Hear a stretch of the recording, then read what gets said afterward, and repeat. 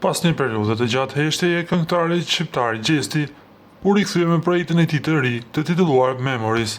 Përmes një postimi në Instagram, ai ka treguar se kënga është shkruar me shumë emocione dhe lot, duke tentuar të mos mërzisë familjen e tij. Muzika më ka ne gjithmonë afër, si në gëzim si në idhnim. Memories është një këngë që e kam shkruar me lot dhe e kam pas shumë të vështirë me incizu. Jam munduar me kursy familjen time, mos më mërzit shumë. Dhe në këtë këtë mërzi po mundona me gjetë lumturi që po kthena në muzikë afër juve, tha Gjesti.